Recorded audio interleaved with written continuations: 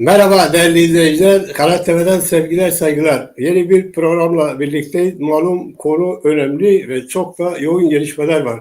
Biz bu yoğun gelişmeler içerisinde bilhassa Suriye sahasında olup bitenleri ve olacakları düşünüyoruz. Ama şöyle bir kısa belirleme yapmalıyız. 13 yıl Arap Baharı ile, daha doğrusu Arap Baharı denilen başlıkla başlanan gelişmeler Arap'tan birçok ülkesi bazı önemli değişiklikler yaptı. Suriye'ye yeniden Suriye'de Esad rejimi bu değişikliğe karşı direndi. Tekçilik geleneği, hiçbir şey kabul etmeyen tekçilik geleneği bunu da kabul etmedi. Olsa istenmesi gereken biraz reformlardı. Fakat o reformlara bile yarışmalar büyük bir savaşa sebep oldu. Zaten 61 yıllık sömürgeci, 100 yıla yakın sömürgeci rejim böyle tekçilikten sürdürdü ve 13 yıldır büyük bir savaş yıkıma sebep oldu. Milyonlarca insanın göç etmesine, binlerce insanın evlerini yakılıp yıkılmasına, katledilmesine sebep oldu. Böyle devam etti gitti ve tekçilik öyle bir ruha işlemiş ki Rojava Kürdistan'da olan bir gelişme onların çok yumuşak mesaj vermesine rağmen işte biz sizinle birlikteyiz sorunları çözmesine rağmen hiç yanaşmadım. Hiçbir şeye yanaşmadı çünkü yani dediğiniz gibi tekçiliğin, sömürgeci tekçiliğin mantığı bu aslında Orta Doğu'ya ait bir şeydi derken 27 Kasım'da yani 13 gün oluyor Kasım'da Tahrir-i Şam isimli bir örgütün yoğunlaştırdığı bir savaş neticesinde hiç beklenmedik bir gelişme oldu ve bu 13 gün içerisinde Suriye'nin önemli kentleri düştü ve Şam'a doğru gidildi ve Şam rejimi nihayet 100 yıllık yakın Esad rejimi, sömürgeci Esad rejimi çöktü. Bu beklenmedik bir gelişmeydi. 13 yıllık savaşta olmayan bir durum. 13 günlük bir savaşta ciddi bir direniş görmeden, çok ilginç, ciddi bir direniş görmeden ve Şam rejiminin, o kanlı Şam rejiminin sonu getirdi. Derken biz artık bundan sonra esassız Suriye'den bahsediyoruz. Esassız Suriye'dir artık bugün. Bugün Esad'ın devrilmesiyle başlanan yeni süreçte iktidara gelen kusura bakmayın ismi var. Tahrir-i Şam örgütü iktidara gelmesi daha bugün de zaten yeni bir geçici hükümet kuruldu. Şimdi aslında her şey bitmiş değil. Burada yeni bir başlangıç var. Yeni bir başlangıçta güçler dengesi değişti. Evet, Şam rejimi devrildi. Heyeti Tahrir-i Şam iktidara geldi. Bazı mesajlar da veriyor. Ama bununla birlikte bazı belirsizlikler de var. Ama belli olan bazı şeyler var ki onlarla birincisi Şam iktidarının artık tarihe karışması, rejimin tarihe karışması. İkincisi onu destekleyen İran ve Suriye sahasında kaybetmesi. Bunlar belli ve bunlar net. Bu gelişmeler elbette genel anlamda düşünürsek iyi gelişmeler. Çünkü tıkatıcı bir durum vardı. Statkocu, tıkatıcı, geriyi temsil eden bir durum vardı. Şimdi ama bununla birlikte belirsizlik ne? Belirsizlik Şam'ın geçici hükümetin kurulmasıyla orada olan esas olarak dominant diyebileceğimiz Amerika, İsrail gücüyle birlikte Türkiye'nin durumu da var. Şimdi Türkiye'nin herkes de biliyor ki bir tek derdi var. O da Kürtlerin kazanımlarını yok etmek. Evet. Amerika ve İsrail bulunuyor sahada. Bunlar aslında Kürtler arasında olumlu bir şey. Fakat Türkiye yemiyor, içmiyor. Kürtlerin kazanımlarını yıkmaya çalışıyor. Ortaya sürdüğü bazı çeteler işte Suriye Kurtuluş, Özgürlük Ordusu falan son günlerde bunu da fırsat bilerek, bu boşluğu da fırsat bilerek bile bildiğiniz gibi son 2-3 gündür böyle saldırıyor. İşte Mencibe saldırıyor. İşte Güney Kürdistan'daki amaç Kürdistan'daki o gelişmeleri önüne almak ve yok etmek. Zaten bunu açık da söylüyorlar. Burada aslında okunması gereken bir şey daha var ki Suriye devleti aslında akıl olarak krize girdi. Evet, istenilen sonuca ulaşmadı. O hani hatırlıyorsun Tayyip Erdoğan ne diyordu? İktidara gidip inşallah Emevi Camii'nde namaz kılacağız. Çok iyi bir marifetmiş de kısa ne olacak? O ayrı bir konu. İşte bunlar bizi yönetiyor. Tabii Emevi o kursağında kaldı. Kursağında kaldığı gibi ileri sürdü. Özso da aslında istediği şekilde iktidara gelemedi. Yani onu yapıyor. Onun niyeti buydu. Bu kurulan geçici hükümette Özso'da tek bir şey muhatap bile alınmadı ve hiç ciddiye bile alınmadı. Bunlar Türkiye'ye sınır krizine soktu. Niye soktu? Rojava Kürdistan'daki gelişmelerden dolayı sokuyor. O şimdi bu son kozunu Yani elinde geldiği kadarıyla bu fırsatta yararlanıp Kürdistan, yani Suriye Kürdistan'daki kazanımı yok etmeye, yıkmaya, zarar vermeye çalışıyor. Şimdi bundan sonra ne olacak? Ben son 2 gündür bir gelişmeyi daha aktarayım size ki siz de biliyorsunuz. İsrail'in son 2 gündür Suriye'ye büyük bir operasyon yaptı. Suriye'nin silah depolarını vurdu, Kamışlı'daki silah deposunu vurdu, Laskiye'deki askeri filolarını vurdu, deniz ticareti filolarını vurdu. Bazıları şu soruyu soruyor haklı olarak. Ya bu Kamışlı kurtulmamış mıydı? Hayır arkadaşlar, kurtulmamıştı. Kamışlı'da onun eserinin heykeli vardı. Kamışlı'da onun diploma askeri üsleri vardı. Ha diyeceksin ki bu ne çelişki? Zaten çelişki budur. Neden? Bu da ayrı bir konu. Yani oradaki kanton yönetimleri falan işte sandığı gibi tamamen özgür falan değil mi? Bir parantez açıp daha söylemekte fayda var. Aslında bu kanton dediğimiz yani Rozo'daki özellik ya da kantonda ise kursu hiçbir zaman doğru düz Esad'a karşı savaşmadı. Bunu aktarayım size. Savaşmadı. Kendiliğinden bir gelişme oldu. Ama şimdi bizi ilgilendiren bütün bu gelişmeden sonra esassız rejimden sonra oradaki Kürdistan'ın bir kazanımı elde etmesidir. Büyük düşünmemiz gerekiyor. Ulusal düşünmemiz gerekiyor. Ve biz onun için bunu ele alıyoruz ve diyoruz ki bundan sonra nasıl, neler olacak, Kürtler ne yapmalı da bu ulusal kazanımı elde etmeli ve Türkiye'nin saldırılarını dikkate alıp ona karşı neler yapmalı? İşte biz bunu açıkta konuşmaya çalışacağız. Konuğumuz var tabii sağlığının yakında tabii Mehmet Müfit. Ben burada bunu soruyu Mehmet Müfit'e sormakla birlikte sözü kendisine bırakayım. Mehmet buyur. Ne diyorsun bu gelişmeler karşısında? Ne olacak? İyi akşamlar Keka İlhami. Sana ve izleyicilere selamlarımı sunuyorum. Umarım biraz Suriye meselesinde bir nebze de olsa bir katkıda bulunmuş olacağız bu programla birlikte. Mutlaka.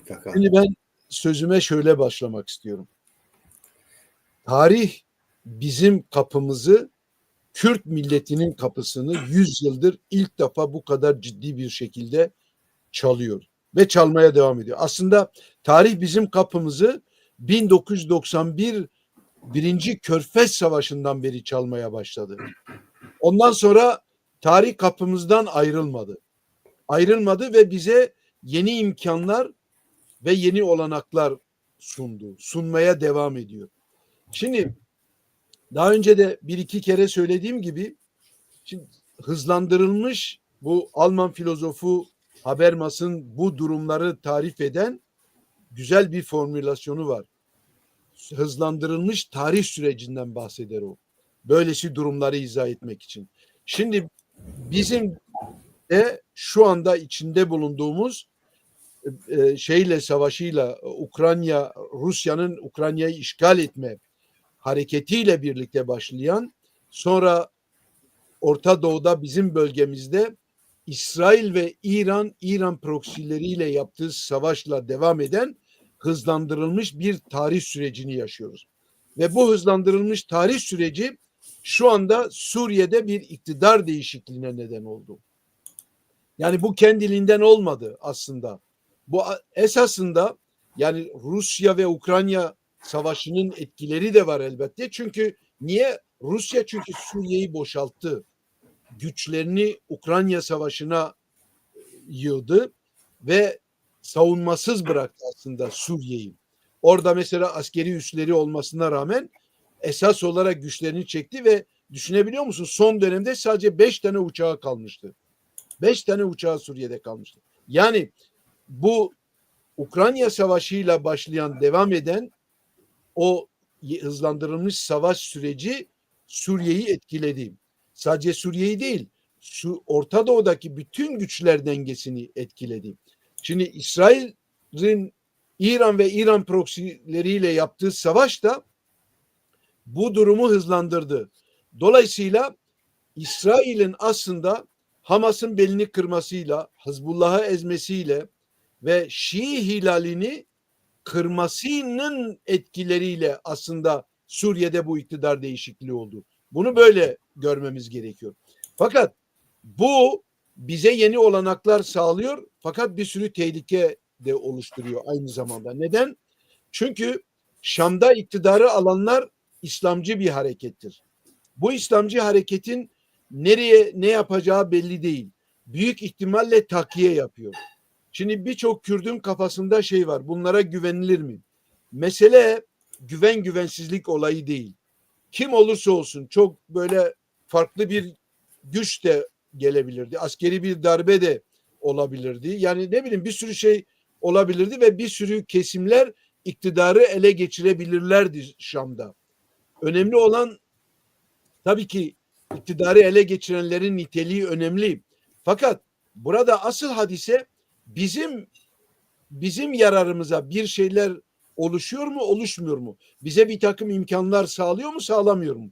Şimdi aslında bize yani Şam'daki o kendi milletini katleden Baas iktidarının yıkılması, düşün 55-60 senedir, hatta 61 senedir iktidardaydı bunlar ve yani Suriye'yi mahvettiler. Kendi halkını refah için çalışacaklarına, kendi ülkelerini kalkındıracaklarına hep savaş içinde tuttular, hep stres içinde tuttular, hep böyle terörize ettiler. Büyük bir terör ortamı oluşturdular. İşkencehaneye dönüştü Suriye. Ben de Suriye'yi çok yakinen tanıyorum.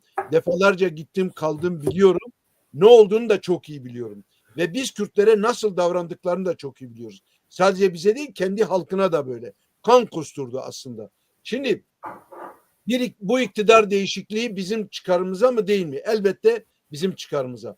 Fakat oraya iktidarı ele geçirenler şimdi takiye yapıyorlar dedim. Büyük ihtimalle böyle. Çünkü takiye yapmak Müslümanlıkta bir davranış biçimidir aslında.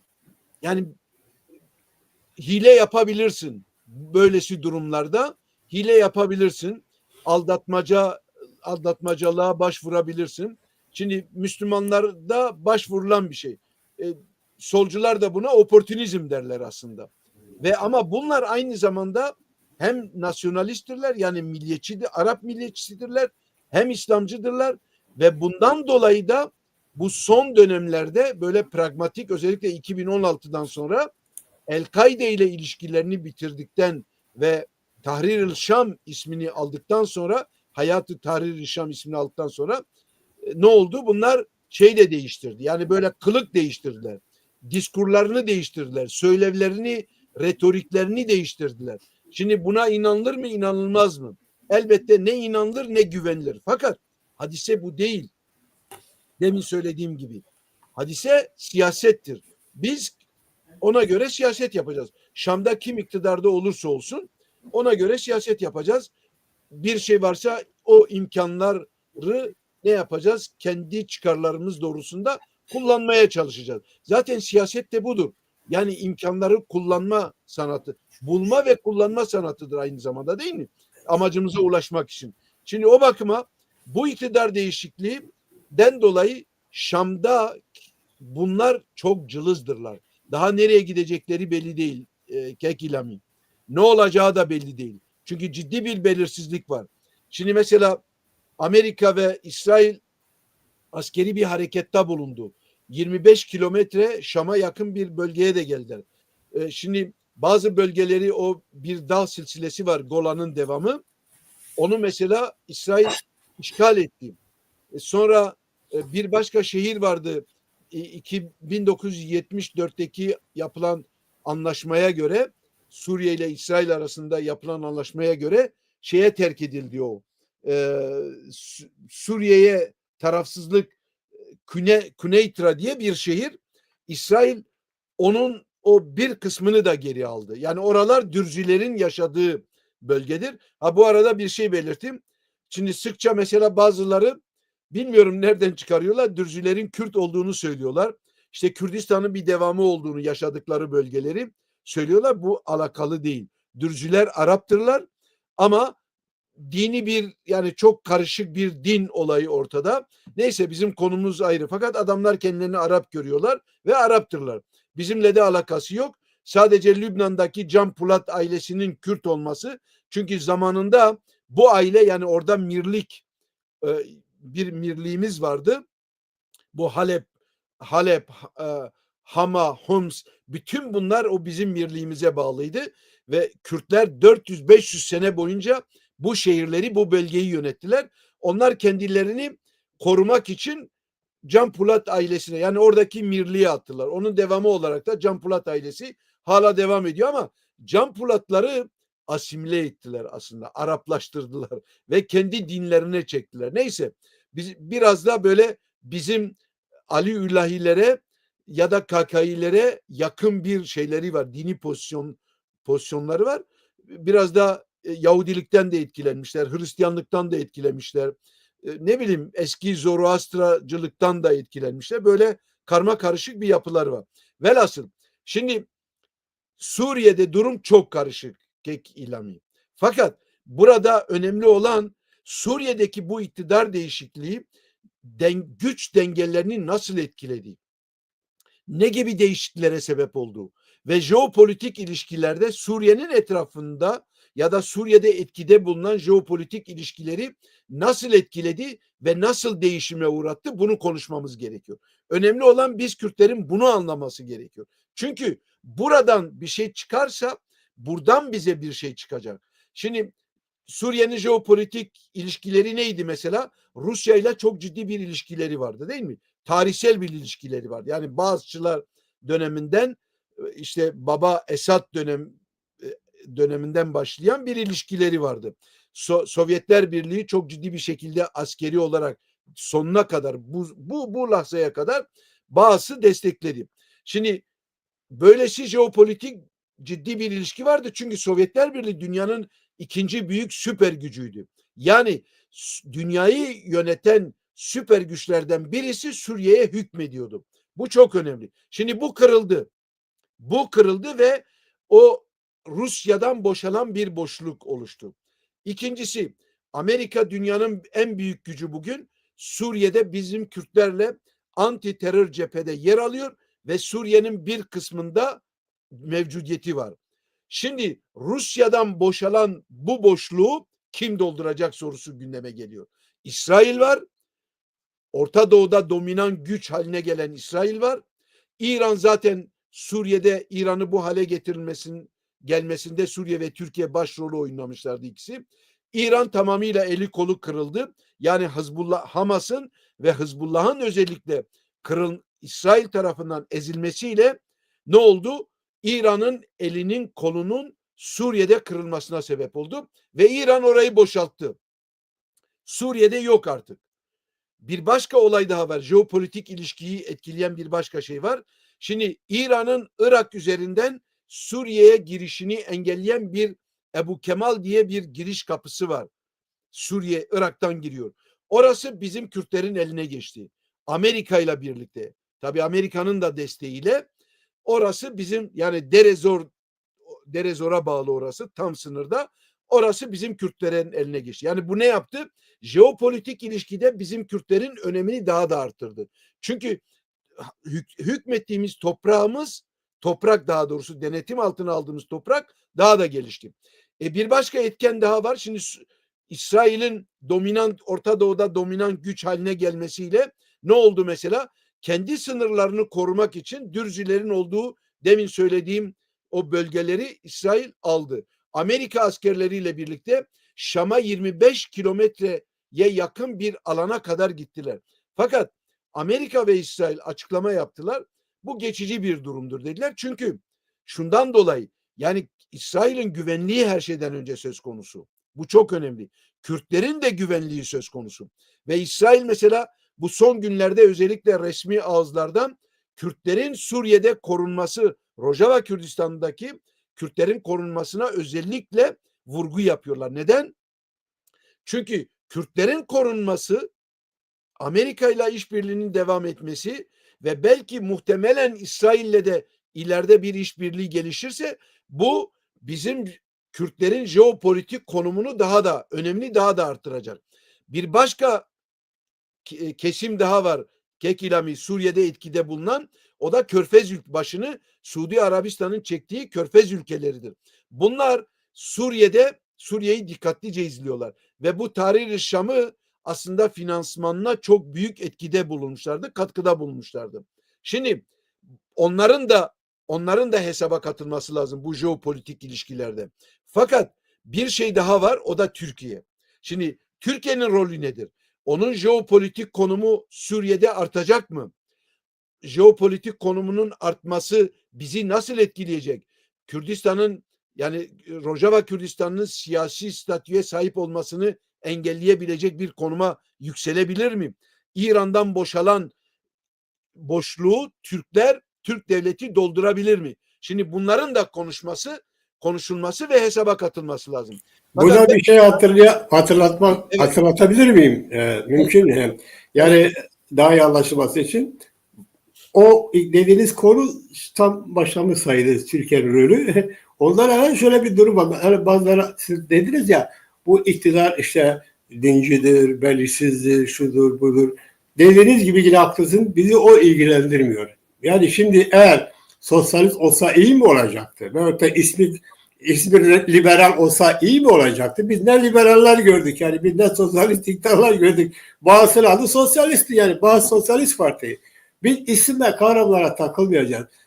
Ne olursa olsun, eğer bir Kürt halkının ulusal özgürlüğünü kabul ediyor mu etmiyor mu, o yaklaşımı ne? Ona önemli olan bu. Yani diyelim ki e, Suriye'de faşizm bile, rejimi bile kurulabilir. Ama Kürdistan'ın özgürlüğünü kabul ettikten sonra onların sorunu. Kursun rejim faşizm olsun. Yani ne yapalım? Biz istemiyoruz ama ne yapalım? Demek istediğimiz, bir faşist rejim bile Kürdistan'ın özgürlüğünü kabul edebilir. Bu demek değildir ki illa anti sömürgeci, demokrat anlamda. Hayır. Ulusal özgürlüğe yaklaşım ayrı, bir ülkenin toplumsal projesini oluşturmak ayrıdır. Bu kavramlara takılmayalım. İsmi ne olursa olsun. Bu bir. İkincisi, yapamaz. Şimdi yani mesela bir hafta içerisinde, o gün içerisinde böyle gelişmeler oldu ve Rusya'nın, Amerika'nın, İsrail'in, dünyanın gözü önünde. Şöyle bir şey aklıma geliyor. Eğer bunlar Rusya, İsrail ve Amerika karşıtı, hani böyle bir DAEŞ paralelinde olmasa bile Amerika'ya, Batı'ya karşı, Uygar dünya diyelim, ona karşı bir proje olsaydı onlar göz yummazlardı. Benim düşüncem bu, yani kişisel olarak söylüyorum. Onlar bu bu Şam örgütüne göz yummazlardı. Bundan sonra da öyle bir şey, yani belki de niyetleri olabilir ama öyle bir şey dünyayı o DAEŞ gibi karşısına alamazlar. Alasalar yaşama hakları yok.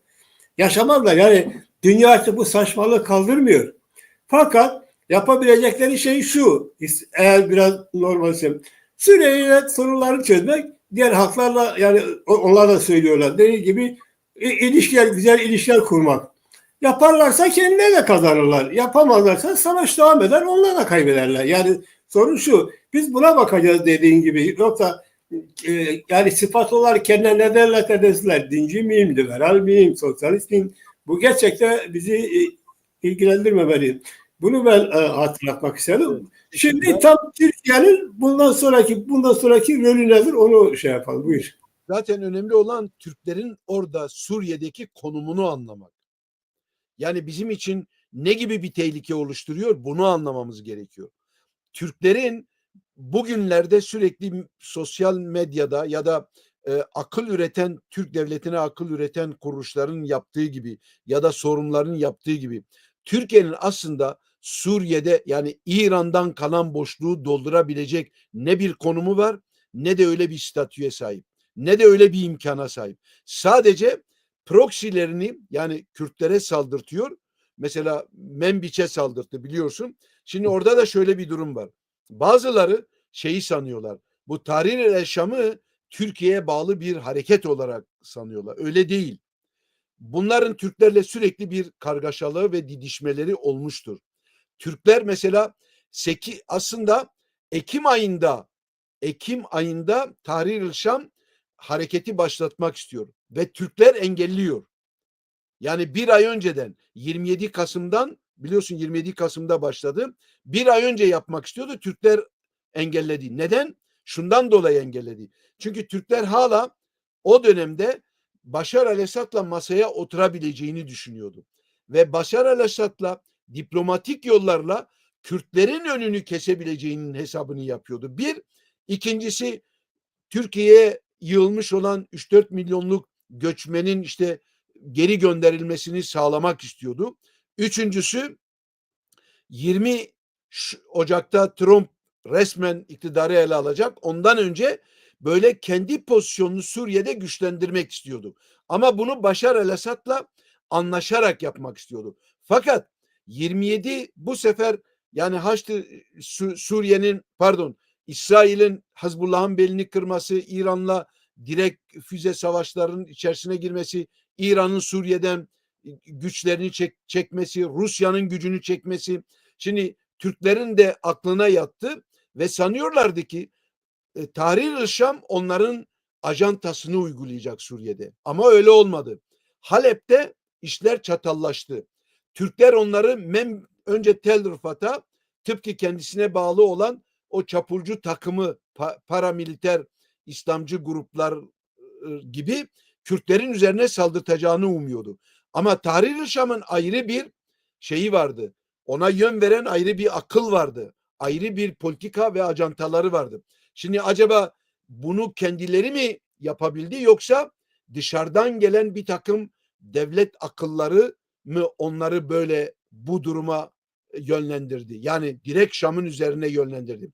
Türklerin paralı askerleri değil demek istedim. Ve Türklerin, Türk devletinin ajantasına uymadılar.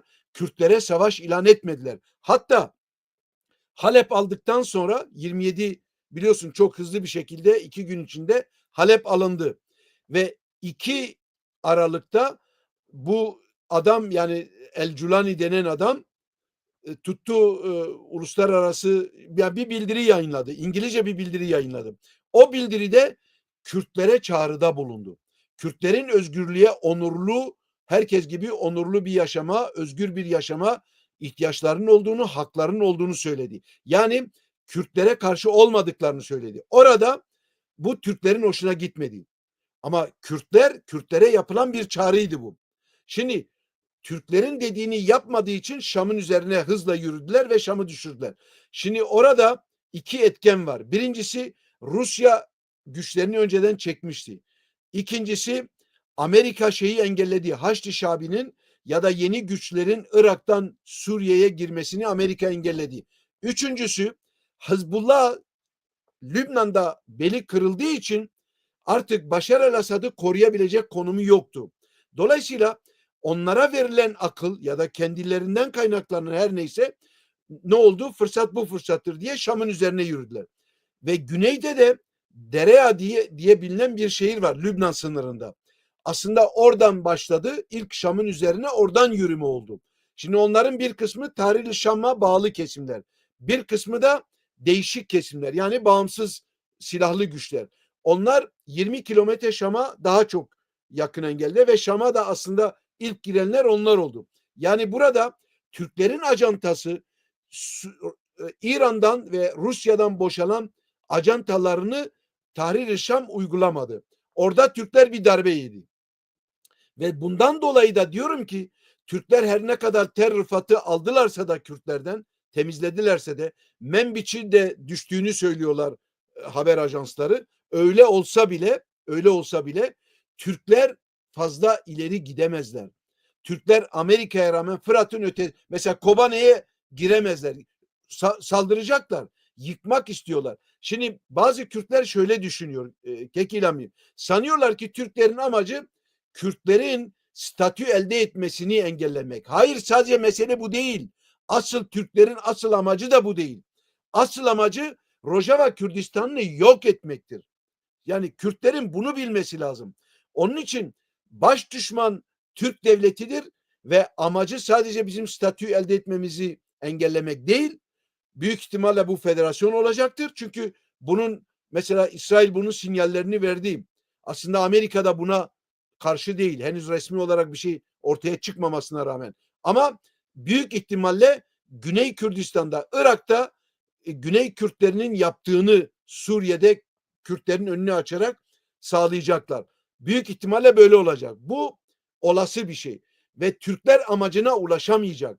Ama Türklerin amacı bizi yok etmek olduğu için daha önce de Güney Kürdistan'ın biliyorsunuz oraya büyük bir askeri yığınak yaptılar bu geçen yaz. Değil mi?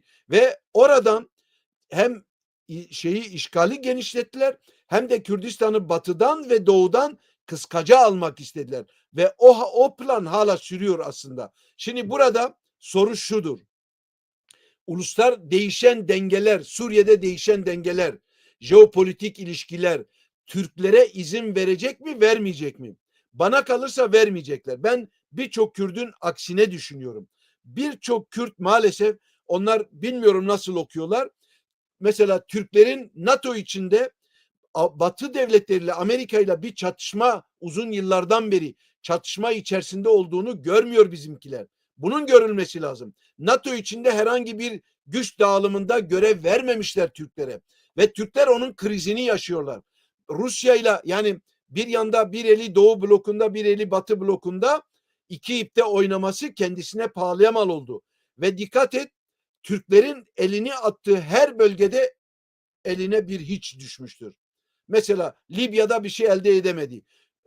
Sahra ötesinde Fransızları rahatsız etmek için oraya çıkarma yapması, cihatçıları oraya götürmesi, kendisine bağlı paramiliter güçleri hiçbir etkide bulunmadı. Doğu Akdeniz'deki gaza ilişkin projeleri bir şey elde etmedi. Mısır'da da gereken olmadı. Mısır'da da değil mi? Mısır, çünkü evet, onu da söyleyeceğim. Şimdi Kafkaslar'da Ermenilerle yapılan savaşta bir şey eline, o Zengezur bölgesini alıp oradan Azerbaycan'la direkt yol döşeyeceklerdi. Bir hat oluşturacaktı. Olmadı. Mısır üzerinde hesapları vardı. Aslında onların Arap Baharı üzerinde yeni Osmanlıcılık, Arap Baharı başladığı zaman yeni Osmanlıcılık teorileri başladı ve bir strateji oluşturdular. Sandılar ki işte Tunus'tur, Arap Baharı'yla Libya'dır, Mısır üzerinden hatta Suriye, böylece eski Osmanlıcılığı kuracaklar. Hepsi suya düştü ve hepsi Türklere karşı bir pozisyona düştü. Son olarak da İsrail ile Arap ülkeleri arasında Abraham-İbrahim anlaşmasıyla Türkler tamamıyla Orta Doğu'dan tecrit oldu. Şimdi bu tecrit hallerini Güney Kürdistan'daki işgalle ve Rojava Kürdistan'ı yok etmekle korumak, yani kırmak istiyor. Ama kıramaz. Neden? Çünkü iradesini, siyaset güçle yapılır biliyorsun. Ve Türklerin elindeki, yani güç, devlet gücü, iradesini Amerika'ya, İsrail'e, dominant güç olarak ortaya çıkan Suudi Arabistan'a dayatabilecek yeteneğe sahip değil. Siyaset budur. Gücünü, iradesini dayatma, caydırıcı olma. Şimdi Türklerin bu konumu yok. Orta Doğu'dan bütünüyle tecrit oldukları için zaten bize saldırıyorlar. Kürtler üzerinden bize, Amerika'ya ve diğer güçlere, İsrail'e karşı savaş yürütüyorlar ki bunun Türklere bir şeyi yok. Bir faydası olmayacaktır. Çünkü ben daha önce söylemiştim. Aslında Suriye'de iktidarın, Başar el-Asad Baas iktidarının devrilmesi Türklerin ayağına baltayı vurmasına da sebep oldu. Ve biz bunun etkisini göreceğiz. Nitekim İsrail ve Amerika askerlerinin Şam'ın 25 kilometre kadar yakınına gelmeleri ve bir haber vereyim size. Amerika DAEŞ, çünkü Suriye'nin ortasında DAEŞ bulunuyordu. Ayın 7'sinde tam 75 tane bulundukları 75 tane bölgeyi Amerika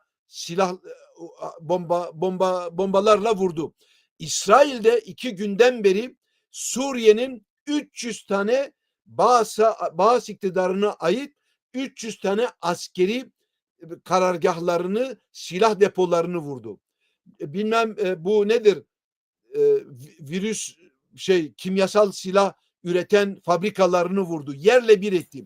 Şimdi Şam'da bile vurdu. Bu aslında Türklere verilen bir mesajdır aynı zamanda. Türkler ilerleyemezler. 2 sebepten dolayı. Birincisi, Şam'da iktidarda olanlar Türklerin uşağı değiller.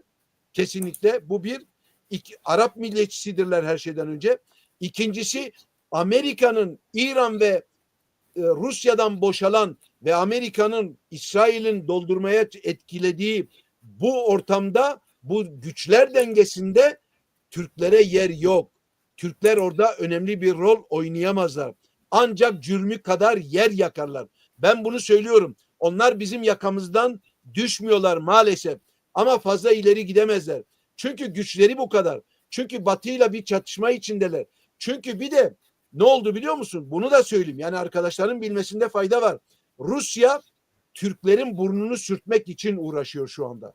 Ve açık bir şekilde ihanet ettiklerini söylüyorlar. Hem kendilerine hem Suriye'ye hem İran'a, özellikle İran ve Suriye'ye İran ve Rusya'ya Türklerin, Erdoğan'ın ve Türk iktidarının ihanet ettiğini söylüyor Ruslar. Şimdi dolayısıyla işleri kötü.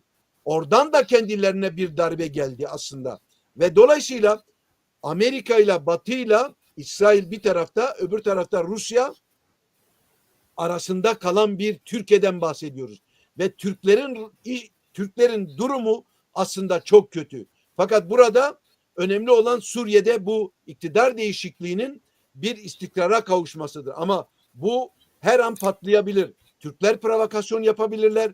Türkler mesela elindeki paramiliter güçleri Şam'da da söz sahibi yapmaları için mesela provokasyon yapabilirler. Bir iç savaş başlatabilir. Türkler bunu yapabilir. Hatta Batılılar da bunu yapabilir. Yani mesela Fransızlar, Amerikalılar boş durmuyorlar. Eğer Şam'da iktidarı alanlar Batı'nın çıkarlarına karşı bir pozisyona düşerlerse pekala eskiden Irak'ta ya da ne bileyim Afganistan'da birçok ülkede olduğu gibi kargaşalıklar çıkarabilir ve onları ezebilirler, vurabilirler. Yani Hizbullah nasıl vuruldu? İran nasıl vuruldu? Her şeyden önce İsrail'in güvenlik meselesi var. İsrail'in güvenliği hem kendisi Amerika'ya dayanıyor, kendi gücüne dayanıyor, hem de Kürdistan'da Kürtlerin devletleşmesine bağlıyor aynı zamanda. Onun için İsrail Kürtlerden bahsediyor özellikle ve Kürtlerin devlet kurmasını istiyor. Niye? Çünkü hem İsrail'in güvenliğini sağlayacak hem de Batı'nın büyük çıkarları, Türkleri aşan, Türkiye'yi aşan büyük çıkarlarının koruma altına alınması için Kürdistan'ın kurulması lazım. Şimdi olayı böyle geniş düşündüğümüz zaman değişen Şam'da iktidar değişikliği sadece Şam'la ilgili değil Kekilami. Orta Doğu çapında jeopolitik ilişkilere etki yapıyor ve dengeleri bütünüyle değiştirdi. Şimdi bu dengeler soru şudur. Biz Kürtlerin lehine mi değil mi? Buna cevap vermemiz lazım. Bu denge değişikliği, jeopolitik ilişkilerdeki bu değişim kesinlikle bizim lehimizedir. Burada soru o zaman şu gündeme geliyor. Şu soru gündeme geliyor. Biz Rojava Kürdistan'ında tıpkı Irak'ta olduğu gibi gerçekten yani siyasi bir statü elde edebilecek miyiz? Böyle bir irademiz var mı? Böyle bir stratejimiz, böyle bir vizyonumuz var mı? Ona bakmak lazım. Şimdi PKK'nın etkisinden dolayı birçok insan onlara bu şansı tanımıyor. Ama ben şöyle bir şans tanıyorum.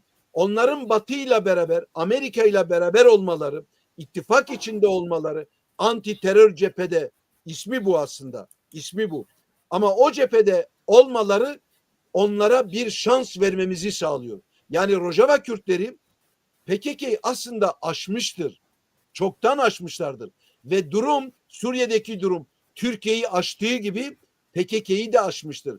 Artık PKK'nın yapabilecek bir şeyi yok. Bu gidişatı yani bu yürüyen çarkı ne PKK ne başkası ne de Türkler engelleyemezler kesinlikle. PKK'nın önünde bir tek yol var Kekilamim. YPG'ye tabi olmasıdır. Başka bir çıkar yolu yok. Yoksa o devletleşme olayı hareketi hem İsrail'in dürtüklediği, desteklediği hem Batı'nın ve Amerika'nın istediği Kürtlerin devletleşmesi onları ezip geçecektir. Bu böyle. Tanımaz yani. Hiçbir şekilde büyük çıkarlar, büyük devletlerin büyük çıkarları, jeopolitik ilişkileri ve jeostratejik çıkarları böylesi mahalli örgütleri çok kolay bir şekilde tasfiye edebilir. Onun için dikkatimizi Rojava Kürtlerinin ne istediğine, neyi formüle ettiklerine ve nasıl bir hamle yapacaklarına kalmış. Ama şu anda en büyük musibet Türklerdir. Türk devletidir. Türk devletine karşı da Kürtlerin bir birlik sağlamaları lazım. Yani bir Batı'yı özellikle Türklere karşı bir pozisyona getirmeleri lazım. O nasıl olacak? O da ayrı bir tartışma mevzusu. Şimdi şöyle bir şey var. Evet, yani siz de değindiniz. Gerçekten Kürdistan'daki, Orta Doğu'daki gelişmeler aslında birçok şeyleri aşmış. Aşmış şeylerden birisi ise aslında particilik. Yani Asya Kürdistan'daki gelişmeler particiliği aşı biz bazen anlatıyoruz, diyoruz ki bu bir 3. Dünya Savaşı'dır. 3. Dünya Savaşı'nın iki tarafı da bellidir. Tabii bazı çevreler ne kadar alıyor biz bilmiyoruz. Bu 3. Dünya Savaşı'nın Suriye'ye yansımasıdır. Evet. Yani bunu böyle anlamak gerekiyor. Yani eğer Suriye, İsrail'le Hamas'ın görülen o savaşı olmasaydı bu yansımalar olmazdı. Her şey birbirine bağlı. Bir tarafta Avrupa, Amerika ve onun dostları, uygar dünya, diğer tarafta ise Rusya, Kuzey Kore, İran, Suriye ve o etrafındakiler. Bunu böyle anlamazsak, birisi anlamazsa bence siyaseti de bugün günümüz dünyayla Suriye'deki gelişmeleri anlamakta zorluk çekecek. Bu Kürdistan'a da yansıyor. Bu tarihte büyük bir fırsat. Çünkü burada dövülen, hedef alınan Kürdistan'ı sömürgeleştiren güçlerdir. Kürdistan'ı tıkayan güçlerdir. Kürdistan tarihine müdahale eden, kaderine müdahale eden güçlerdir. Yani bu bizim irademizin dışında oluyor. Yani mesela Suriye yani hedef alınan güçler Kürdistan sömürgesidir.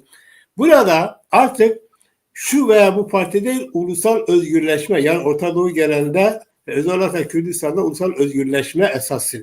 Öyleyse biz de ulusal düşünmek zorundayız. Yani Rojava'yı örnek verdiniz. Rojava gerçekten artık şu parti bu partiyi aştı. Yani gelişmede şu parti bu parti aştı. Ama hala bazı çevreler, özellikle düşmanlar kaynakları manipülasyonla, savaşın biliyorsunuz bir tarafı da psikolojik alandır. Yani medyayla, şuyla, buyla, moral bozmakla, işte bu tür şeyler de var. Tabii bunlar savaşın bir parçası. Burada gerçek olan şu ki, sizin de dediğiniz gibi bizim yapmamız gereken şu, bu, partici, şucu, bucu, Hasan böyle dedi, Hüseyin böyle dedi, Öcalan şöyle dedi, o alkış çaldı. Bunlar çocuk oyuncağı. Yani şimdi yani söylemek gerekiyor, anlatmak gerekiyor. Şöyle anlatmak gerekiyor. Yani mesela bugün DEM Partisi eş başkanı Bakırhan kalkmış şey söylüyor. Diyor ki diyor AKP için hala bir şansla sorunu çözebilir. Tabii MHP'de alkış çalıyor. Şimdi bunlar aslında bana göre bir planın parçasıdır. Bunlar ulusal Kürdistan'da gelişen ulusal dinamiği, ulusal milliyetçiliği önünü devletin lehine barış adı altında almaktır. Devlet Bahçeli onun için bunu gündeme getirdi. Devlet Bahçeli bunu onun için gündeme getirdi. Şimdi bunlar nedir? Bunlar oyalamak. Yani Türk devleti mantığı şu kısacası. Ya ben kazanabildiğim kadar Kürtleri kazanayım. Hiç olmazsa bu kötü gelişmeler karşısında kazanabildiğimi kazanayım. Bu da nasıl yapıyor? İşte bu tür kıvırtılı şeylerle. İşte barış istiyoruz, güçlenme istiyoruz. İşte ona konuşturuyor, bunu konuşturuyor, Bakırhan konuşuyor. Bunlara aldanmamak gerekiyor. Bilinçli bir Kürt liseli bunları zaten bilmeli, biliyor. Asla aldanmaması gerekiyor. Sen Kürtlerden oy istiyorsun, Kürtlerin tepkisi senin için önemli değil. Devlet Bahçeli'nin alkışı senin için önemliyse sen bitmişsin. Ama işte bunu anlamak gerekiyor. Yani Kürtler sana oy veriyor. Kürtlerin bir şey yaparken Kürtlerin tepkisi acaba nasıl düşünmüyorsun. Devlet Bahçeli'nin sana alkış almasını önemsiyorsun. Yani bu noktaya gelimi şunu demek istiyorum kısacası. Bunlar aşıldı ama aşılmamasını isteyen manipüle çabalar vardır. Bizler bunlara takılmamalıyız. Gerçekten artık particilik değil, Kürdistancılık ön planda olmalıdır. Rojava'da yapılması gereken bu. Rojava'da eskiden hatalar oldu. Şimdi kim yani takıldı işte Apo'ya takıldı. Kimi bir sürü şartlar varken çıkarlar yani fırsat varken Kürdistan ulusal özgürlük temelinde bir örgütleme varken yapmadı. İşte kadın eksen, ekolojik, biyolojik o kadar kahramanca savaşın sanki bedeli buymuş gibi ideolojik, biyolojik gibi böyle ona takıldıkları müddetçe kaybedecekler. Bunu artık bence anlamış olmaları gerekiyor. Şimdi Apoculuk ayrı, şuculuk buculuk ayrı, Kürdistancılık ayrı. Bize Kürdistancılık lazım. Şuculuk buculuk değil. Yani biz niye Kürdistan ulusal özgürlüğünü şucuya bucuya kurban ediyoruz? O şucu bucular Kürdistan'a kurban olsun ya. Yani mantığı böyle düşünürsek elbette ki kazanacağız. Kürtler kazanacak. Ama kazanmasını istemeyen güçler bizim böyle düşünmemizi engelliyorlar. Yani mesela elinde geldiği müneşe manipülasyon yapıyorlar. İşte hakların kardeşliği, birlik, beraberlik, Suriye'nin bir parçasıyız, şuyuz, buyuz. Ya Esad bunu bile kabul etmedi. Sen Suriye parçasıyım dedin, bunu bile kabul etmedin. Sen işte gerekirse birleşiriz dedin, bunu bile kabul etmedin. Sen Kürdistan ismini bunun için kullanmadın. Sen Kürdistan bayrağını bunun için kullanmadın, bunu bile kabul etmedin. Yani onun için bunlara ders almak gerekiyor. Yapılması gereken gerçekten Kürdistan'daki bütün yurtsever kesimin ulusal düşünüp ulusal özgürlük etrafında ulusal ortaklaşa bir çaba ile ancak bu kötü gidişatın önünü alır. Başka yolumuz yok. Ben bunu hatırlatmak istedim. Evet, buyur. Tabii. Şimdi bu Türklerin, yani Türk devleti biliyorsun ülkemizi işgal eden bir güçtür. İlhak etmiş bir güçtür. Bizi yok etmeye çalışan bir güçtür. Bunu sürekli tekrarlıyoruz ve Kürtlerin bilmesi lazım. Yani karşımızda bir baş düşman var. Şimdi önemli olan Suriye'de bugün gündemde olan, çünkü Kürtler orada, yani bu değişimle, bu dönüşümle Kürtler bir takım haklar elde edecekler. Yani bu böyle. Mutlaka elde edecekler. Fakat Türk devleti de bunu engellemeye çalışıyor. Yani baş düşmanımız orada bize karşı savaşıyor ve bunu engellemeye çalışıyor. Şimdi önemli olan biz yani Türk devletinin durumunu, konumunu Orta Doğu'da ve Suriye'de durumunu açıklığa kavuşturduğumuz zaman neden Kuzeyli Kürtlerin ya da başka yerden Kürtlerin Türk devletine destek vermemeleri gerektiğini, onun aslında her alanda olduğu gibi bize yönelik olup politikalarında da yenilgi yaşamalarının koşullarını bizim neden oluşturmak gerektiği de açığa çıkar. Şimdi dolayısıyla hadise şudur. Önce Türklerin konumunu anlayalım. Öyle Türkiye'de söylendiği gibi Türkler bir başarı sağlamadılar Suriye'de. Çünkü aslında bu harekette Tahrir-i Şam'ı, yani bu İslamcılara destek vermesiyle 27 Kasım'da onlar Orta Doğu'daki kendilerine uygulanan tecridi Türkler kırmak istedi. Türk devleti o tecridi kırmak istedi. Ama başarılı olamadı. Neden? Çünkü Araplar, Suriye Arapları milliyetçidirler. Yani hem İslamcı hem milliyetçi. Dolayısıyla onlar, tekrarlıyorum, Türklerin ajantasını, Türklerin politikasına göre hareket etmediler. Kendi ajantaları ve kendi politikalarını uyguladılar. Ve şu anda da Şam'da iktidar oldular. Hükümet de kurdular. Bu 1-2 gündür onunla uğraşıyorlardı. Devir teslimi aldılar ve hükümet de kurdular. Şimdi burada Türklere bir şey çıkmadı. Ama biz Kürtlerin bir de, yani ben her zaman söylüyorum, bu Türkleri biraz az dinleyelim. Az dinleyelim. Onların ne söylediğini doğru okumaya çalışalım. Her söyledikleri lafın altında bir hilenin olabileceği hesabıyla davranalım. Yani ihtiyatlı olalım kendi düşmanımıza karşı. Düşmanımızdan gelen her şeye biraz ihtiyatlı biraz değil, kesinlikle ihtiyatlı davranmamız gerekiyor. Öyle hemen inanıp üzerlerine atlamayalım. Ve ben mesela kendi çevremde de görüyorum. Ya bir sürü insan, örneğin sokakta görüyorum, bana mesaj gönderiyorlar, şey yapıyorlar. İşte Türkler acaba Rojava, yani Misaki Milli gelişirse, Güney Kürtleri ve Rojava Kürtleri katılırsa Türkiye'ye daha iyi olmaz mı? İşte demokrasinin önü açılmaz mı? Milletvekili çıkarıp ondan sonra parlamentoya gitsek acaba, yani orada parlamenter mücadele vermez miyiz? Ya ey ocağınız batsın sizin.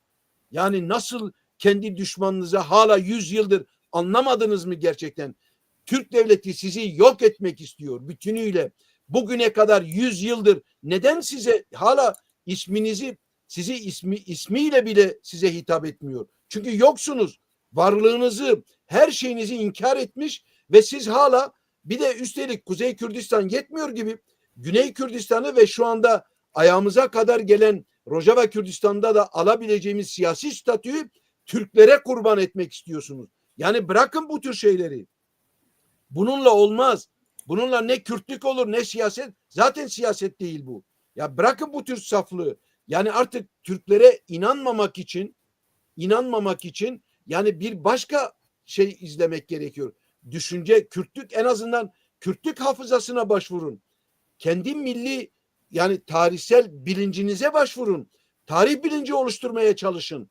Şimdi bunlar olmazsa bizim Türk devletine karşı kendimizi koruyabilme imkanı olabilir mi Kekilami? Olmaz. Her şeyden önce zengin bir tarih mirasımız var.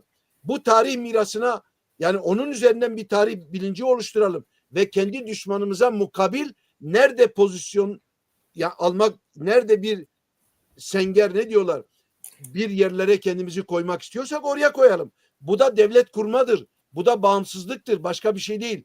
Ama belli ki dünyadaki jeopolitik ilişkiler henüz ciddi bir kaos ve çalkantı yaşadığı için bize bağımsız devlet yolu açılmış, doğru, ama hemen bugünden yarına, bugün bu lahza bağımsız devlet kuramayabiliriz. Kuramıyoruz da.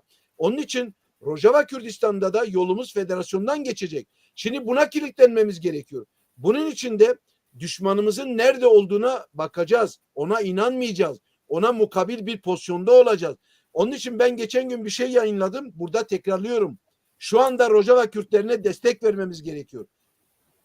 Bak, bir örnek vereyim Kekilami.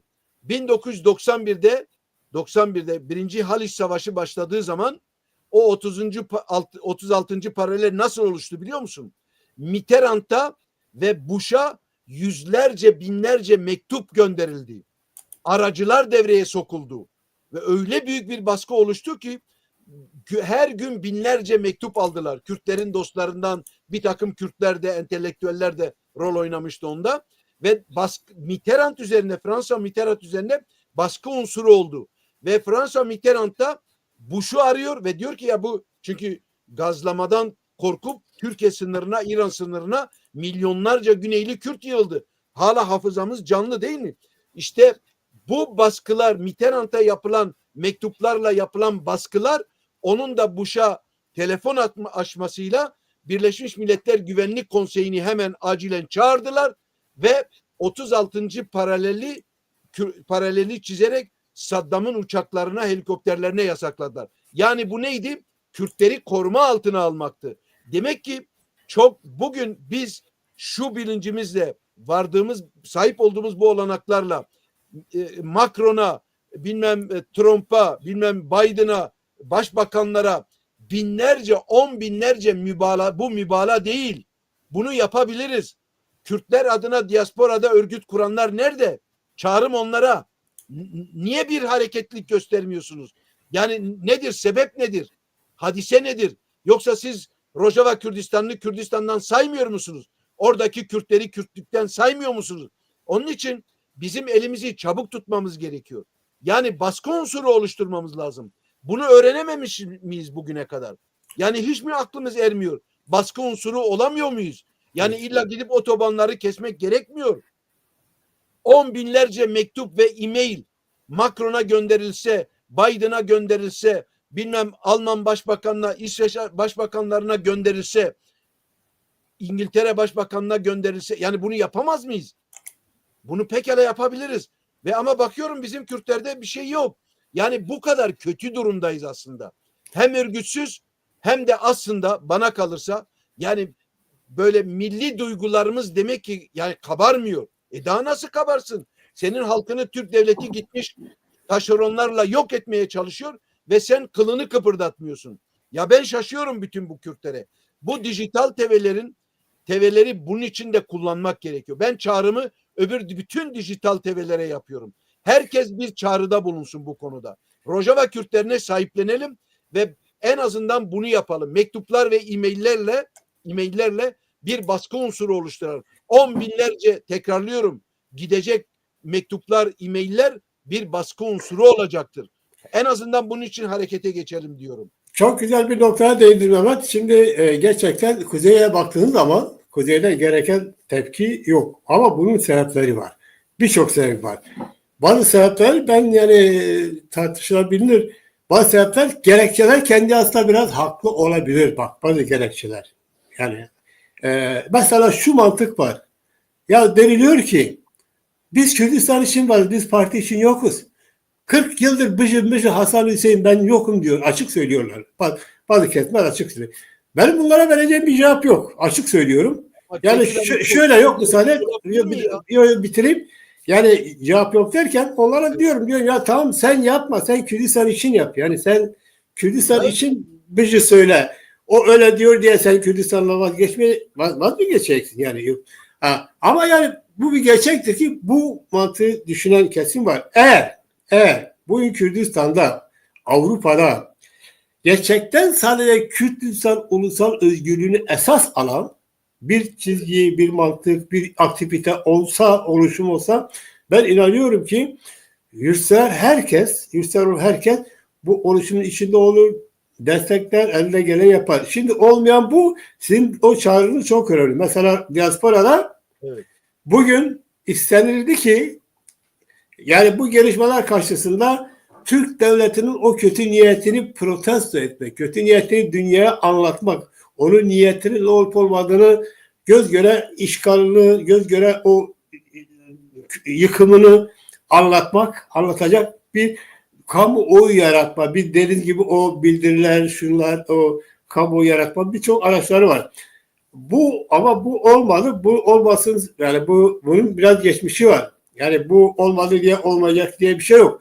Bence bu böyle bir şeyin oluşmasını sağlamak ki bu da zaten ulusal bilinç, ulusal duyguyla olur. Ulusal duygu zayıflamış. Ulusal bilinç zayıflamış. Yani bir kırılma var. İşte bu kırılma bize pahalıya mal oldu. Ama bunu ortadan kaldırmak da yine bizim görevimizdir. Bütün yurtseverleri görevidir. Bunun için işte uzun süre yan yana gelip de bir program oluşturmak, şey yapmak, bu yapmak değil. Ya al bayrağını eline git işte. Al Kürdistan bayrağını, o yeter, o şöyle yeter. Bu bayrağı almak demek işte ben Kürdistan yurtseverim demeye yetiyor yani. Ne istiyorsun? İşte bu bayrağı istiyorum. Bayrak nedir? Kürdistan. Kürdistan özgürlüğüdür. Yani bu bile başlı başına yetiyor. Önemli olan bunu oluşturmak. Mehmet, benim aklıma bir şey geldi. Biz bu Kara Temel'in sayesinde bu konuda bir gün şey yapalım, yani ele alalım, geniş konu. Yani diasporadaki bu durumu en azından şey yapalım. İyi ki hatırlattın. Çok da ihtiyaç duyulan bir şeydi. Buyurun. Evet. Şimdi Kekilami, bak şöyle bir şey var. Şimdi biz yani tabii ki partilere takılmayacağız. Şimdi mesela söz konusu olan Rojava Kürdistan'ı değil mi? Evet. Oradaki Kürtler. Şimdi bu Kürtler, PKK'nın etkisi var elbette. Hala devam ediyor. Ama PKK demode olmuş bir hareket. İdeolojik, siyasi ve askeri olarak yenilmiş olan bir hareket.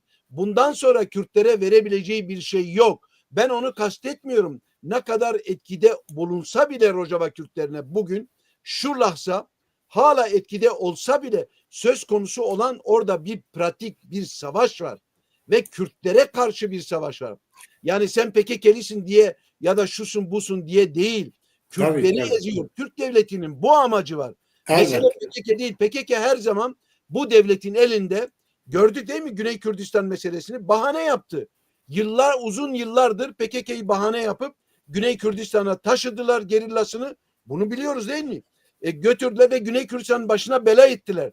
Amaç Türk devletinin orada PKK'yı kullanarak, bahane ederek Güney Kürdistan'daki kazanımları ortadan kaldırmak. Nitekim 12 bin kilometre karelik alanı işgal etmiş. Yani Lübnan topraklarından daha büyük işgal etmiş. Bu bahaneyle yapmış ama bunu. Düşünebiliyor musun? Şimdi hadise şu, biz PKK'nın konumunu burada konuşmuyoruz, tartışmıyoruz. Aslında tartışmak da anlamsız ve gereksiz. Rojava Kürdistan'ı var, uluslararası ilişkileri var ve dünyanın değişen jeopolitik ilişkilerinin yaşadığı krizler neticesinde Orta Doğu'da oluşan bu savaş dinamiğinin zorladığı bir değişim var ve Suriye'de başladı bu. Suriye'de iktidar değişikliğine neden oldu bu. Bu bize bir kapı açıyor mu, açmıyor mu? Ben açtığı kanaatindeyim. Şimdi bu kapı açık ama kapıyı kapatmak isteyenler var. Demin söyledim. Tarih 1991'den beri Kürtlerin kapısını çalıyor. Bize kapılar aralıyor. Şimdi Türkler de, düşmanlarımız da bunu engellemek istiyor. Buradan hareketle ben konuşuyorum. Yani diyorum ki biz kendi baş düşmanımıza karşı, önemli olan şimdi şu ideolojiden bu ideoloji, bunun önemi yok. Bu siyaset bunun önemi yok. Önemli olan baş düşmana karşı senin konumlanmandır. Senin baş düşmanın Türk devletidir. Bu devletle birleşebileceğin herkesle birleşeceksin. Ağasıyla, şeyhiyle, işçisiyle, köylüsüyle, entelektüeliyle, o parti, bu parti değil mi? Amaç bu. Bütün bir milleti bir tek vizyonla, bir tek stratejiyle, bir tek akılla, devlet kurma aklıyla herkesi birleştirebileceğin bir mantıkla hareket edeceksin. Şimdi bugün şu lahza budur. neden Güney Kürdistan'ı o kadar destekledik hepimiz? Değil mi? Ama biz KDP'li değildik. Biz Yenekeli değildik. Hiç de değildik. Belki onlara sempatimiz olabilir ya da olmayabilir. Bunun bir önemi yoktu. Evet. Ama destekledik. Niye? Çünkü orada Kürt milletinin 100 yıl sonrasında ilk defa Kürdistan'ın bir parçasında bir yarıklık ortaya çıktı ve Kürtler o tarihsel yarıktan girdiler ve en sonunda da federasyon oldular. Şimdi ama hepimizin desteğini aldılar. Almaya devam ediyorlar. Bugün Rojava Kürdistan'da söz konusu olan durum budur. Ve ben sana bir şey söyleyeyim mi Keka İlami? Dinleyicilere de söylüyorum. Bakın, dünyadaki bu gidişatı iyi anlamamız gerekiyor. İyi kavramamız gerekiyor. Hiç kimse bu gidişatın, yani büyük bir sel gibi alıp götürüyor. Hiç kimse bir şey, yani bir engel çıkaramaz. Türk devleti çırpınışlar içerisinde aslında. Sen mesela afişte belirttik değil mi? Yani Türk devletinin neden bu kadar sinirli halde? Niye bu kadar agresif halde? Çünkü ayağındaki toprağın kaydığını görüyor Türk devleti. Tarih onların yüzüne gülmüyor, bizim yüzümüze gülüyor. Tarihin çarkı bizden yana, tarihin estirdiği rüzgar bizden yana esiyor. Bunu bildiği için zaten bizi yok etmek istiyor. 3 parçamızda bize karşı mücadele eden, bizi yok etmeye çalışan bu ceberut devlettir. Bu barbar işgalci devlettir. Şimdi burada buna mukabil olarak sıradan Kürdün yani ne yapması gerekiyor? Çok entelektüel olmaya gerek yok. Çok siyasi olmaya gerek yok. Sen varsın, senin düşmanın var. Düşmanın seni yok etmek istiyor. Öyleyse birleşebileceğin herkesle birleşeceksin. Senin yanın herkesle birliktedir. Kürt milletidir bu. Kürt milletinin şimdi şu anda bir refleks içine girmesi gerekiyor. Ve bu refleks, bak burada söylüyorum, tarihi bir refleks olacaktır bu. Çünkü başka zaman ne zaman yani imdada havarına gideceğiz Kürtlerin? Ya sıradan bir e-mail gönderemiyor muyuz? Bir mektup gönderemiyor muyuz ülkelerin, Avrupa'daki ülkelerin başbakanlarına, bakanlarına? Ne bileyim devlet başkanlarına. Nasıl yapamıyoruz bunu? Yani bu kadar da aciz miyiz gerçekten? Olamaz böyle bir şey. Yani birden evet. Dolayısıyla şu değişiklik, yani biz Orta Doğu'daki güçler dengesini, jeopolitik ilişkileri niye konuşuyoruz? Oradaki değişikliği anlayıp yerimizi belirlemek için konuşuyoruz. Bu belirlemede bize açılan bir kapı var. Suriye'de iktidarın değişikliği bize bir kapı açmıştır. Şimdi Kürtler nasıl bunu elde etme, yani bunu imkana çevirme kabiliyetini gösterebilirler mi, gösteremezler mi? İşin bu yanı da var. Bu yanı var ama onların hatalarına, isteksizliklerine, ayak bağlarına takılmayacağız. Bu bize bir şey kazandırmaz Kekilami. Bize kazandıracak tek şey tarih bilincimizdir. Devlet isteme ruhuyla hareket etmedir. Bunu pratiğe dökmedir. Öyleyse elimizi çabuk tutacağız ve bir takım şeyler de bizim üzerimize. Çünkü ben her zaman söylüyorum, bak burada lafımı bağlıyorum. Vatansever olmak, milliyetçilik olmak folklorik bir şey değil. Sorumluluk isteyen bir şey. Ben vatanseverim, Kürt milliyetçiyim dediğin zaman demek ki sen sorumluluk alıyorsun demektir bu. Yani taşın altına koyuyorsun kendine göre. Sorumluluk alıyorsun. Hadise budur. Milliyetçilik sorumluluk almaktır. Vatanseverlik sorumluluk almaktır. Yani küçükten başlayalım. Ben çok büyük şeyler istemiyorum ki. Çok küçük şeyden başlayalım. Ama evet, bu desteği vermekten geri kalmayalım diye. Evet, çok gerçekçi, yani gerçekten bu, yani vatansever milliyetçilik dedi. Bizim sorunumuz o. Keşke de bizim sorunumuz tarihsel evrelerle geçmiş olsaydı, ulusal sorunumuz çözülmüş olsaydı da biz başka şeyleri konuşsaydık. Bizim çağda yani kalmış çözümlenememiş sorunumuz var. Ulusal özgürlük sorunudur. Bunu göz önünde bulundurmayıp da sanki bir Fransa'ymışız gibi, Almanya'ymışız gibi, Yunanistan'mışız gibi o sorunları sistem içine tartışıp reformist akademik sorularmış gibi ele alırsak, ki alanlar var, işte burada zaten sen olayın bilincinde değilsin. Yani mesela biz milliyetçilikten bahsettiğimiz zaman bazı çevreler bilinçli olarak bunu kötü gösterirler. Yani işte Türkçülük gibi falan. Hayır, siz bilinçli olarak yapıyorsunuz. Biz ırkçı değiliz, milliyetçiyiz. Niye? Milliyetçi olmayı çok istediğimiz için değil. Tarih bize diyor, milliyetçi olmazsanız sorunu çözemezsiniz. Bu kadar basit. Niye? Çünkü sorunumuz yani dil millidir. Kültür millidir, tarih millidir. Milli sorunlarımız egemenlik altına almış. Keşke egemenlik altına almamış olsaydı, sadece sosyal sorunlarımız egemenlik altına almış olsaydı, biz de reformist olurduk. Biz de başka şeyler uğraşırdık. Ama şimdi her şeyimiz egemenlik altına almış. Bu da sınıf değil, ulusal sorun var. Yani mesela dil hem bizim işçimizin, hem patronumuzundur, hem ağalığındır, hem paşanındır. Öyleyse dil sorunu yani basitten ağayla, paşayla, işçiyle, köylüyle ilgilendiriyor.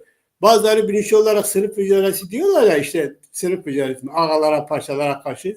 Değil, milli sorunu.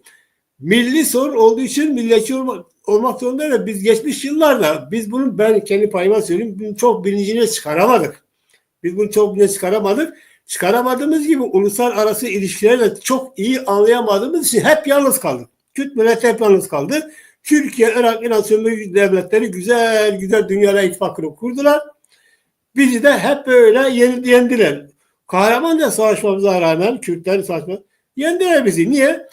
Diplomasi yoktu, ittifaklar yoktu. Dünyaya emperyalist dedik, kafa tuttuk. Dünyaya kapitalist dedik, kafa tuttuk. Hepsini yalnız kaldık. Ama bizim düşmanlarımız ise emperyalistlerin sayesinde bizi yendiler. Bugün Kürtler şu veya bu şekilde o bilince varmışlar. Şimdi bize diyorlar ki emperyalistler sizi kışkırtıyor. Bize bunu diyen de emperyalistlerin kucağında, Anadolu'nun kucağında olanlardır. Türkiye'dir. Ondan sonra diğer ülkelerdir, İran'dır, Irak'tır.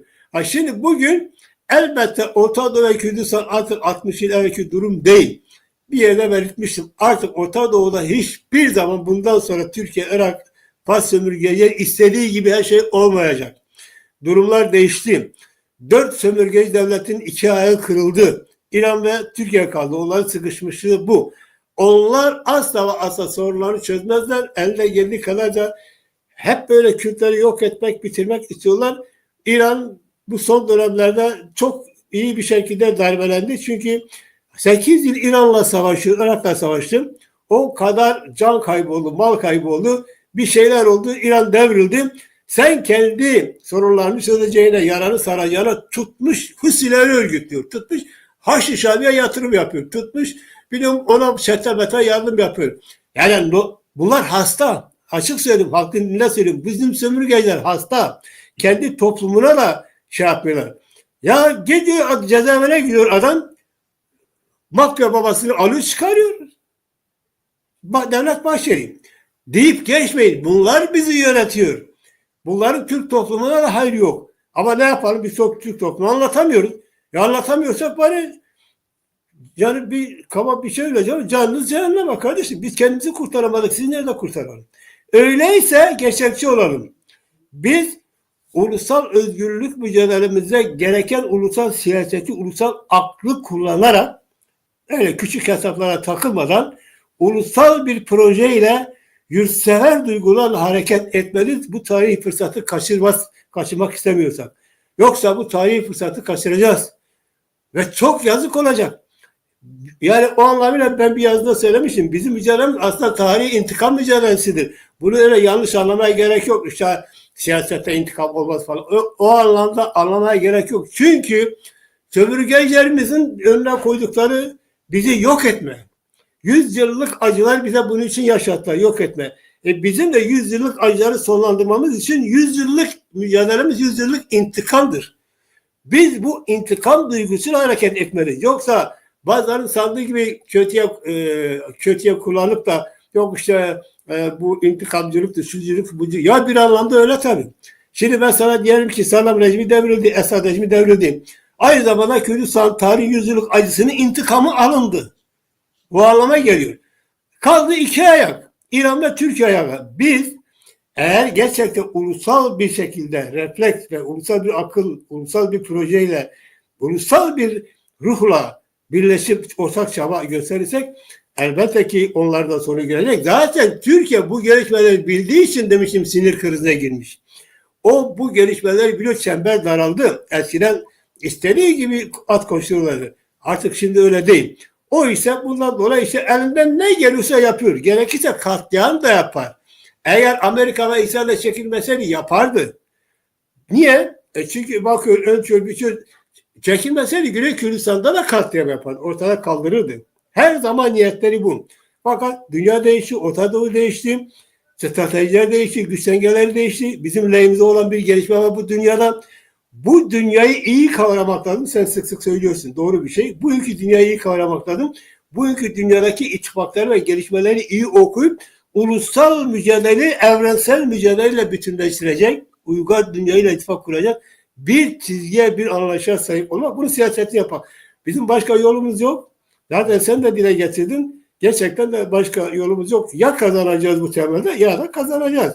Yani başka kim bize başka bir şey öneriyorsa, kim Kürtlere başka işte ne bileyim işte şucu ol, bucu ol, şunun görüşü iyidir, şucu ol, bucu. Bunlar hepsi gerçekten bizim hayrımıza olmayan, bizim yenilgimizi isteyen düşüncelerdir. Şucu bucu yok, Kürdistancılık var. Başka bir şey yok. Bizim bu dünyada Kürdistancılıktan başka bir olmamız gereken, sahip olmamız gereken bir şey yok. O da ulusal özgürlüktür ve hepsini kapsıyor. Bütün partileri kapsıyor, bütün kişileri kapsıyor, bütün çevreleri kapsıyor. Yani sağcısını, solcusunu, dincisini, imancısını, sosyalistini, ateistini, Alevisini, Surisini yani ne bileyim hepsini kapsıyor. Daha bu bütün ya hepimizi tabakaları, kişileri, sınıfları kapsayan ulusal özgürlükten bahsediyoruz. Yani biz yoksa ulusal özgürlük dışında herhangi bir kesimden bahsetmiyoruz ki. Bütün kesimlerini içeren, kapsayan, onlar da sorunlarını göksün yani barındıran ulusal özgürlükten bahsediyoruz. Yani onun için başka yolumuz gerçekten yoktur. Evet. Buyur. Söylemek istediğin. Orta Doğu'da evrensel değerleri taşıyan ve taşıyabilecek bir millet varsa İsrailler dışında Kürtlerdir. Aslında Farslar da buna müsait ama Farslar tabii bu Şiilikle nedir bu İslami devrimle, İslamiyetle kafaları, beyinleri hepsi böyle sulandırıldı. Mahvoldu aslında. Yani Farslar da ona müsaitti ama Kürtler evrensel değerleri kullanabilecek, ona entegre olabilecek en önemli nüfusa sahip ve millet olarak biz varız aslında. Şimdi bir şey daha var, onu sana söyleyeyim. Şimdi Buyurun. biz varız, bizim düşmanımız var. Bizim ülkemiz işgal edilmiş. Değil mi? Bunu sık sık söylüyoruz yani Kürtlerin. Çünkü Türk devleti düşman olmaktan çıkarılmıştır. Ve onlar bize ırkçılık yapıyorlar. Ama biz milli refleksimizle milliyetçilik yapıyoruz. Bizim milliyetçiliğimiz haklı bir milliyetçiliktir. Bizim milliyetçiliğimiz doğru olan bir milliyetçilik, ilerici ve devrimci olan bir milliyetçiliktir. Şimdi bu böyle. Türk milliyetçiliği farklı. Gerici, onların gerici milliyetçiliğiyle farklı. Şimdi ırkçılık farklıdır, milliyetçilik farklıdır. Onlarınki ırkçılıktır yani Türklerinki. Tabii. Hem milliyetçilik yapıyorlar hem ırkçılık yapıyor. Çünkü Milliyetçilik değil, ırkçılıktır. Resmen ırkçılıktır evet. yani. Evet. Demek istediğim ırkçılık milliyetçilik değil. Evet. Irkçılık çok daha farklı bir şey. Fakat Tabii. burada bir şeyi belirtmekte yarar görüyorum. Bu nefret meselesi yok mudur? Yani düşmanın sana yaptığını unutmama, düşmanından nefret etme. Şimdi düşmanından nefret etmeyi Türkler milliyetçilik hatta ırkçılık olarak tanımlıyorlar. Bu doğru değil. Bu Finlandiyalı bir oryantalist var. Mika Waltari diye. Onun kitaplarını eğer dinleyiciler okurlarsa çok hoşlarına gidecek şey, böyle basit, sade bir dille birçok şey izah ediyor. Velhasıl onun söylediği bu nefretle ilgili, düşmandan nefret etmeyle ilgili çok güzel bir lafı var. Mika Waltari'nin, Finlandiyalı oryantalist. Mika Waltari der ki, düşmanından nefret etmeyen düşmanına karşı silah tutamaz. O kol kalkamaz, silah tutamaz. Şimdi bu çok önemli. Yani bundan kasıt hadi silahınızı alın gidin, öyle bir şey kastetmiyorum ama bir duyguyu dile getir yani. Evet. Tabii düşmanından nefret etmeyen bir Kürt ona milli bir refleks gösteremez. Aynen. Ona milliyetçi bir refleks gösteremez. Bir pozisyonda duramaz. Onun için bu çok önemli. Biz Türk devleti bizim düşmanımız olduğu için, bizi katlettiği için kanımızı her gün şu lahza bile, değil mi? Şu lahza mesela Rojava Kürdistan'da döküyor. İşkence ediyor bize Kuzey Kürdistan'da. Etmediği, kanımızı dökmediği bir gün var mıdır bu Türk devletinin? Kendi düşmandan, kanını dökenden nefret etmek normaldir. Bu normaldir. Ve böylelikle kendimizi silahlandıracağız aynı zamanda. Şimdi tabii hadise bunu aşıyor, ayrı bir olay. Fakat şimdi zamanımız da epey oldu. Kekilamı ilerledi. Evet. Belki izleyicilerin sorusu da olabilir. Şimdi biz Kürtlerin şu anda mevcut olan durum, dünyadaki bu değişimler biz Kürtleri de farklı düzeyde etkiliyor. Güney Kürtlerini de etkiliyor. Bir değişime zorluyor. Rojava Kürtlerini de öyle, Kuzey Kürtlerini de öyle. Onun için çok önemli bu mevcut olan durumu anlamamız, çok çok önemli.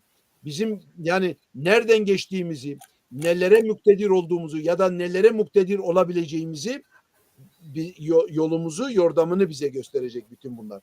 Onun için de yani ben karamsar değilim. Her zaman söylüyorum. Çok iyimserim.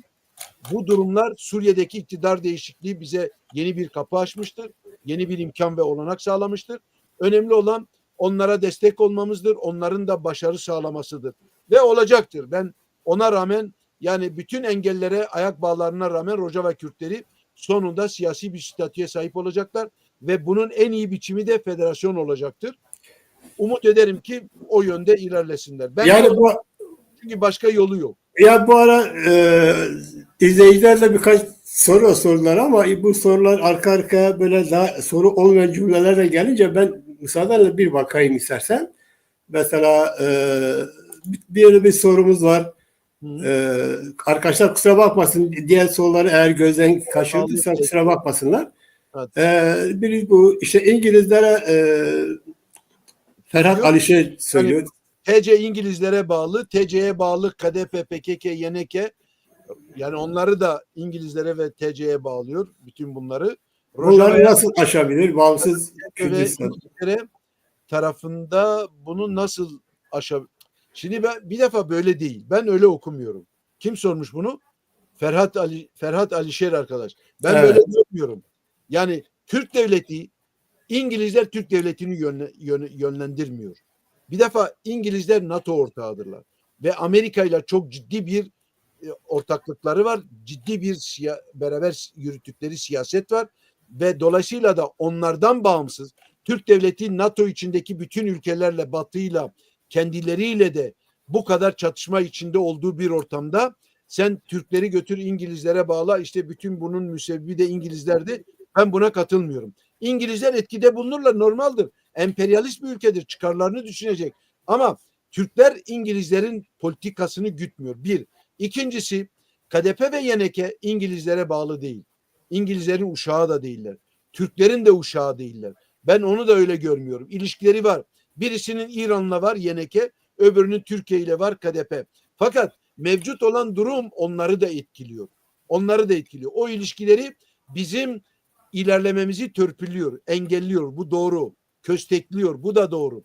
Ama bu durum gittikçe aşılıyor. Yani Peşmerge'nin iki başlıktan çıkıp bir tek milli ordu haline dönüştürme hamleleri çok iyiye gidiyor. Seçimler de oldu. Şu anda parlamento işte toplanıyor. Yeni bir hükümet kurulacak. Anayasa oluşturulacak. Bunlar iyi şeyler. Yani Orta Doğu'daki savaş dinamiği ve dünya çapındaki saflaşmalar biz Kürtleri de etkiliyor ve belli bir, yani tıkanıklıklarımızı, zorluklarımızı aşma konusunda bizi dürtüklüyor. Bizi yeni bir ortama evrilmemize neden oluyor. Onun için ben hadiseyi öyle senin gördüğün gibi görmüyorum. Ama Rojava Kürdistan'da başarı sağlandığı zaman bu senin söylediğin şeyler, yani sen kuşkuyla yaklaşıyorsun belki, böyle görüyorsun, böyle okuyorsun ama ben öyle görmüyorum. Dolayısıyla bu tür şeyler de aşılacaktır. Yani kalmaz. Bence biraz daha farklı, daha geniş düşünsek yerinde olur diye düşünüyorum. Evet. Bana arkadaşlar dedim ya, birkaç sorusu oldu. Onlar biraz gecikmeli olduğu için, ama arkadaşlar kusura bakmasın. Şöyle bir fikrimiz var. Yeni bir programda biz aslında sadece derken bu soruları tek tek aynı ele alacağız. Bu sorularla birlikte cevapları üzerinde duracağız. Bunu da size hatırlatayım. Cuma günü böyle bir program yapacağız. Soru evet. Evet, Cuma günü böyle bir program yapacağız. Değerli izleyicilerimiz bilsin. Yani biz hep görüşlerimizi belirtmekle birlikte sorular üzerine duracağız. Onun için istediği soruları arkadaşlar sorabilirler. Bize elimizden geldikçe cevabını böyle yapmadan, bir şeyleri göze kaçırmadan, dolayısıyla doluca cevaplayacağız. Çok daha verimli olacak. Onun için belirtmişim. Bir iki soru göze kaçırsa kusura bakmasın arkadaşlar, kusura bakmasın. Buyur Mehmet, son söylemek istediğin. Buyur. Ben söylediğimi söyledim. Yani ben iyimserim. Her şeye rağmen iyimserim. ve dolayısıyla da Kürtler ona Geçbini diyorlar. Evet, Geçbinim. Yani tarih bize gülüyor açık bir şekilde. evet. Ben ona Ee, bu hızlandırılmış tarih süreci bize yeni kapılar, imkanlar sunuyor. Kürtler de dikkatini ona çevirmeli ama bizim en büyük problematiğimiz örgütsüz oluşumuzdur maalesef. Bu örgütsüzlüğümüzü aşmamız gerekiyor. Bir biçimiyle milli kurumlara ulaşmamız gerekiyor. Bu evet, diasporada mı olur, ülke içinde mi olur, başka yerde mi, ama eninde sonunda biz Kuzey Kürtlerinin temsil edebilecek, bu milli çatı olabilecek örgütlülüklere sahip olmamız lazım. Ve siyasi bir belgeye kavuşturacağız bunu. Yani evet. o devletleşme olacak. O belge devletleşme belgesi olacak. Devlet istemi olacak. Kurma stratejisi. Kürdiyem dibejin akıl damezrener, kurucu Böyle, akıl. Kurucu böyle, akılla bunu yapacağız. Evet. böyle. Çok teşekkür ederiz. Programın sonuna geldik. Verimli oldu. Biz tabii değerli arkadaşlar da izlediler. Umarız bazı e, önemli mesajları arkadaşlar alabildi ve bana göre çok önemli mesajlar verdi ve bizim kendi sorularımız güncel ve önemli konular. Ee, evet, teşekkür ediyorum. Arkadaşlar da bir dahaki sefere görüşmek üzere. Hoşça kalın diyoruz. Fakat şu da bir gerçektir ki en son cümleyi de ben söyleyeyim. Ya ulusal özgürlük için ulusal çizgi ve milliyetçi duruş ya da yok oluş. Açık söylüyorum. Ya da yok oluş. Biz yok oluşu ölüm pahasına kabul ettiğimize göre bir tek yol var. Ulusal özgürlük için ulusal ruh, milliyetçi ruh. Ya ulusal milliyetçi ruh ya ulusal milliyetçi ruh. Başka yolumuz yok.